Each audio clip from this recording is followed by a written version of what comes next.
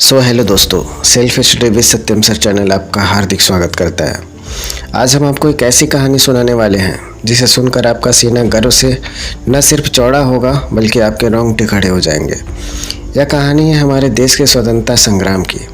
अंग्रेज जब भारत आए तो उनका इरादा बस व्यापार करने का था, लेकिन धीरे धीरे उन्होंने पूरे देश पर कब्जा जमा लिया। इस वीडियो में हम जानेंगे कि कैसे हमारे देश के वीर सपूतों ने अंग्रेज़ों के खिलाफ संघर्ष किया और हमें आज़ादी दिलाई। चलिए इस ऐतिहासिक यात्रा की शुरुआत करते हैं। तो अगर अभी तक आपने self study with Satyam sir channel को सब्सक्राइब नहीं किया है तो प्लीज़ सब्सक्राइब कर लीजिए।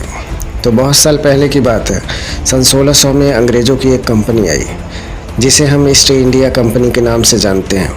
ये लोग पहले तो व्यापार करने आए थे, लेकिन बाद में इन्हें हमारे देश की दौलत और संसाधन इतने भा गए, इन्होंने भारत पर ही कब्जा करने की ठान ली। 1757 में प्लासी की लड़ाई के बाद तो इनका हौसला और भी बढ़ गया। बंगाल पर कब्जा करके अंग्रेज़ों ने धीरे धीरे बाकी के हिंदुस्तान पर अपना राज फैलाना शुरू कर दिया। ये लोग इतने चालाक थे, हमारे राजा महाराजाओं को आपस में लड़ाकर अपना फ़ायदा उठाते रहे। अब बात आती है 1857 की। आपने कभी न कभी 1857 की क्रांति का बात सुना ही होगा, जब हमारे देश के सिपाहियों ने अंग्रेज़ों के खिलाफ बगावत कर दी। इसे हम पहला स्वतंत्रता संग्राम भी कह सकते हैं। मेरठ से शुरू हुई इस बगावत ने पूरे देश को झकझोर कर रख दिया था। लोग एकजुट होकर अंग्रेज़ों के खिलाफ खड़े हो गए, लेकिन अंग्रेज़ों की ताकत के आगे ये विद्रोह सफल नहीं हो पाया, पर इसने लोगों के दिलों में आज़ादी की चाह और भी बढ़ा दी। यह विद्रोह भले ही असफल रहा, लेकिन इससे अंग्रेज़ों को यह एहसास हो गया था कि भारतीय अब उनके खिलाफ खड़े हो रहे हैं। 1915 में महात्मा गांधी ने दक्षिण अफ्रीका से लौटकर भारत आए। गांधी जी का तरीका बाकी लोगों से अलग था। वो लड़ाई में यकीन नहीं रखते थे, बल्कि उन्होंने अहिंसा और सत्याग्रह का रास्ता चुना। गांधी जी ने 1920 में असहयोग आंदोलन की शुरुआत की, जिसमें उन्होंने लोगों से अंग्रेज़ों का साथ छोड़ने की अपील किया। इस आंदोलन में अंग्रेज़ों को झटका लगा, क्योंकि लोग अब उनके खिलाफ एकजुट हो रहे थे। गांधी जी ने देशवासियों से कहा कि हमें अंग्रेज़ों के खिलाफ बिना हथियार उठाए लड़ना है, और इस लड़ाई को उन्होंने अहिंसा का नाम दिया। जवाहरलाल नेहरू, जिन्हें हम प्यार से चाचा नेहरू के नाम से भी बुलाते हैं, वो भी गांधी जी के साथ इस स्वतंत्रता संग्राम में कूद पड़े। नेहरू जी ने भारतीय राष्ट्रीय कांग्रेस के जरिए अंग्रेज़ों के खिलाफ आवाज़ उठाई। उन्होंने अपने जीवन में कई साल जेल में बिताया, लेकिन उनका हौसला कभी नहीं टूटा। नेहरू जी का सपना था कि भारत के एक ऐसा देश बने जहां सबको बराबरी मिले, बराबरी का हिस्सा मिला, कोई भी भूखा न सोए।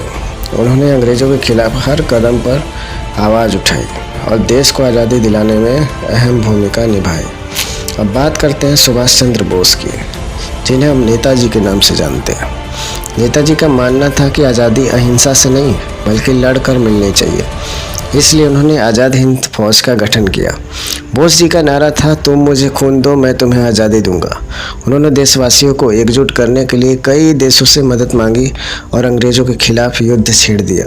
हालांकि नेताजी का सपना पूरा नहीं हो सका, लेकिन उनके प्रयासों ने आज़ादी की लड़ाई की ओर मजबूती दी। 1942 में गांधी जी ने एक बड़ा आंदोलन शुरू कर दिया, जिसे कहते हैं भारत छोड़ो आंदोलन। इसमें सीधा संदेश दिया गया कि अंग्रेज़ों को हर हाल में भारत छोड़कर जाना ही होगा। इस आंदोलन ने अंग्रेज़ों की चूल्हे हिला दी। दूसरी तरफ द्वितीय विश्व युद्ध ने भी अंग्रेज़ों को कमज़ोर कर दिया था। आखिरकार 15 अगस्त 1947 को वो दिन आ ही गया जिसका हमें बहुत सदियों से इंतज़ार था, और हमारा प्यारा भारत देश की गुलामी से आज़ाद हो गया था। लेकिन इस आज़ादी की कीमत हमें विभाजन के रूप में चुकानी पड़ी। कहते हैं ना, कुछ पाने के लिए कुछ खोना पड़ता है। तो दोस्तों, ये थी कहानी हमारे आज़ादी की। ये सिर्फ एक कहानी ही नहीं, बल्कि उन लाखों करोड़ लोगों के लिए संघर्ष और बलिदान की गाथा है, जिन्होंने अपनी जान की बाजी लगाकर हमें आज़ादी दिलाई।